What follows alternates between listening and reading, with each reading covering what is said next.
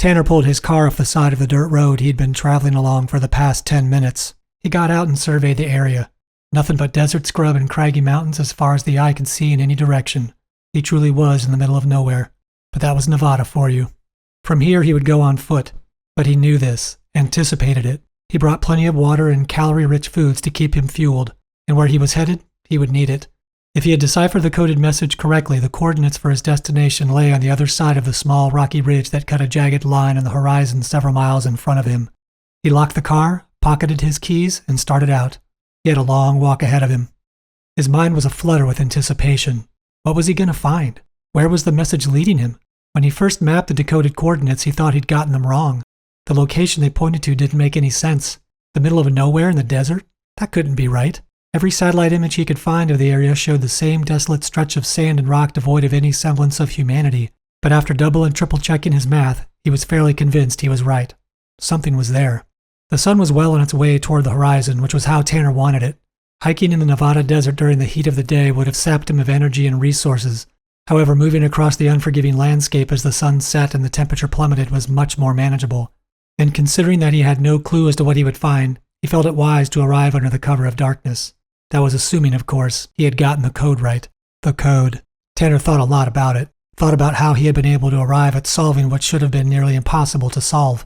Because that was both the nature and purpose of number stations. Ever since he learned about them as a child, he had been fascinated with them. Those mysterious strings of numbers spoken over shortwave radio to deliver what most enthusiasts suspected was intelligence, state or otherwise. The Lincolnshire Poacher number station had been his gateway into the world. After learning about the UK-based broadcast and its Cold War origins, Tanner had become hooked.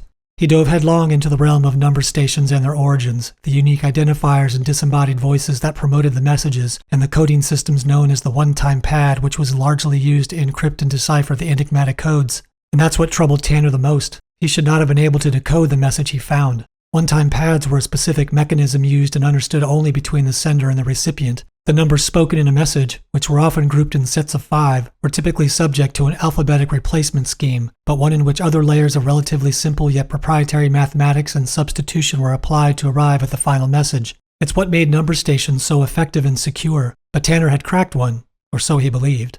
Further confounding him was how the message terminated.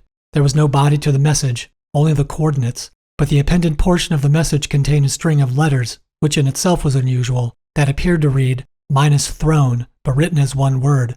Did that imply something to do with royalty? Was it a coded allusion to a coup or a hostile takeover? And if so, when was it to occur? Tanner had deciphered nothing that indicated a time or date, if such theories were to be believed. He guessed he would find out soon enough. The sun clung to the horizon as Tanner approached the suspected coordinates. It was dark enough to merit a flashlight, but he was hesitant to use one. He didn't want to draw any undue attention to himself should anyone be lurking nearby. But given the barren vista that surrounded him, he thought that was highly unlikely. He checked his GPS. He was here, or at least he was where the alleged deciphered coordinates indicated. But there was nothing. No buildings or structures, vehicles or people. Save the lone rusty oil barrel that canted to a side 30 feet away, he saw nothing of import on the sands of the darkening desert. His hopes sank as he walked over to the barrel. Then he studied it more closely. Was the barrel a clue? It was certainly odd for it to be out here all by itself. Then a sinking feeling hit Tanner.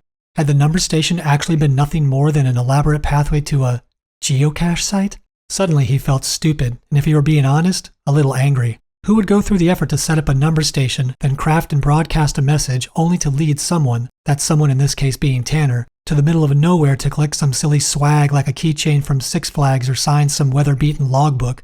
He felt duped. Tanner walked up to the barrel and kicked it with full force. To his surprise, it toppled easily. He reached for his flashlight and snapped it on. "Let's see what I wasted my time for," he muttered. He shone the light in the space where the barrel had just stood, but rather than find a swag box, he discovered something that stopped him cold.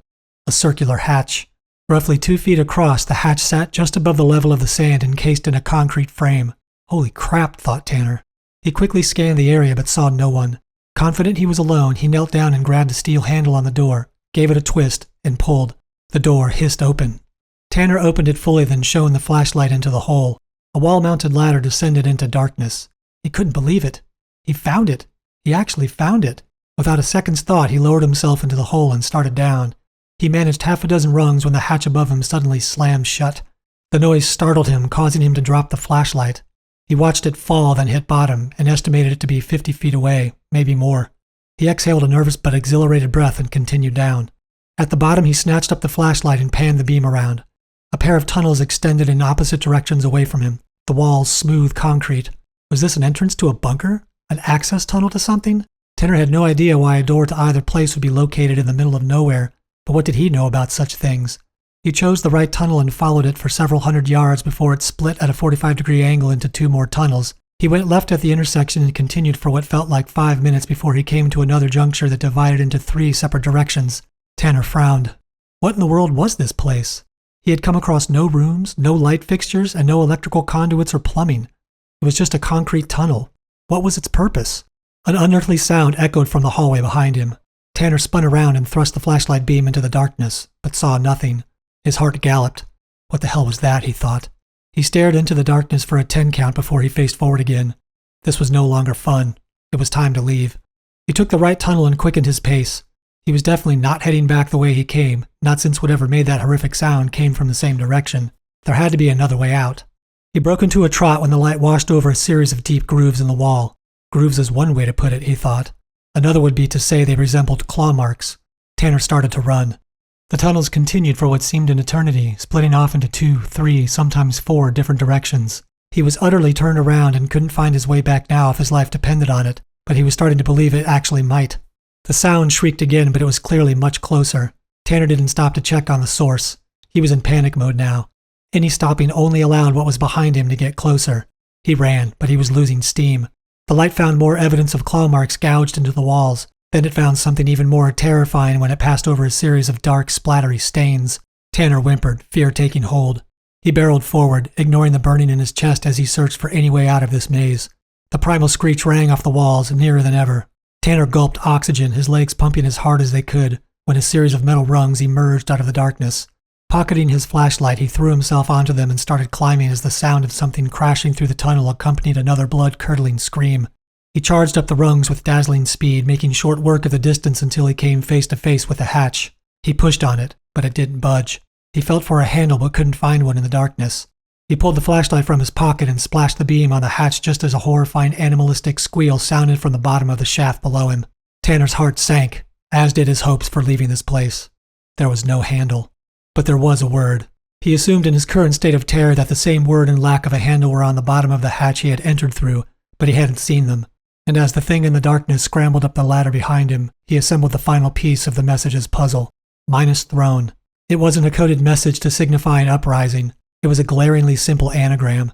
He aimed the flashlight at the stenciled word on the bottom of the hatch as if to verify its existence, this word that would be the last he saw.